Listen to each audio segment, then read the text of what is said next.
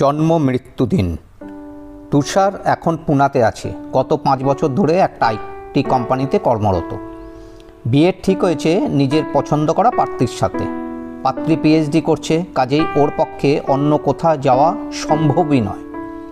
বাধ্য হয়ে তুষার উঠে পড়ে লেগেছে কলকাতায় কোনো অফিসে জয়েন করতে।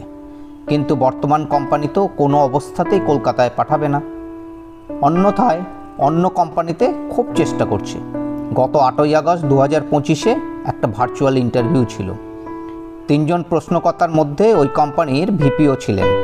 প্রশ্ন এবং উত্তরের পালা অবশ্যই ইংরেজিতে চলছিল। পরিচয় পর্ব এবং আনুষঙ্গিক কিছু কথার পর নিজেকে বেশ উৎফুল্লই লাগছিল। মনে যেন একটা ধারণা হচ্ছিল খুব ভালো ইন্টারভিউ দিচ্ছে। উল্টো দিকে থাকা মানুষজনের চোখমুখও যেন তাতে সায় দিচ্ছিল। হঠাৎ ভিপির প্রশ্ন, আপনার সবচেয়ে গর্ববোধ কিসে হয়?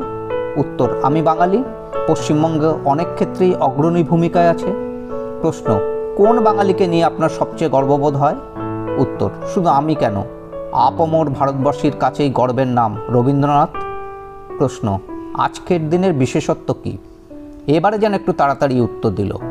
আজ 22শে শ্রাবণ, রবীন্দ্রনাথের মৃত্যুদিন। প্রশ্ন, ওনার জন্মদিন কবে? তাৎক্ষণিক উত্তর, 25শে বৈশাখ। প্রশ্ন, আমি অবাঙালি, কিন্তু 2 বছর শান্তিনিকেতনে পড়াশোনা করেছি। মনে হয় একমাত্র গুরুদেব রবীন্দ্রনাথ ঠাকুরের জন্মদিন এবং মৃত্যুদিন যে কোনো বাঙালি বাংলার তারিখটা বলতেই পারে। আপনার পুরো ইন্টারভিউ খুব ভালো হয়েছে, আমাদের সবাই খুব খুশি। কিন্তু যদি শেষ প্রশ্নের উত্তর দিতে পারেন তবে এখনই আপনাকে আমরা যোগ্য প্রার্থী বলে ঘোষণা করব। গুরুদেবের জন্ম এবং মৃত্যুর সালটা জানেন? এতক্ষণের উৎফুল্লতা যেন এক নিমেষেই শেষ।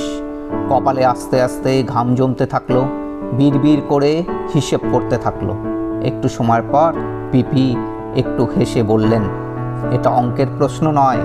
যে বাঙালিকে নিয়ে আপনি সবচেয়ে গর্ববোধ করেন সেই পরম শ্রদ্ধেয় বাঙালির জন্ম মৃত্যুদিন অনেক অবাঙালিও বলতে পারবে।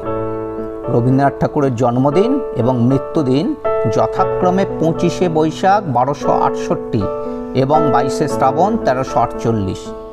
আপনার সঙ্গে কখনো কোথাও নিশ্চয়ই দেখা হবে। তখন পরিচিত জন হিসেবে আবার জিজ্ঞেস করতে পারি। ওকে, গুড ডে। তুষার আবার বিড়বিড় করতে থাকলো।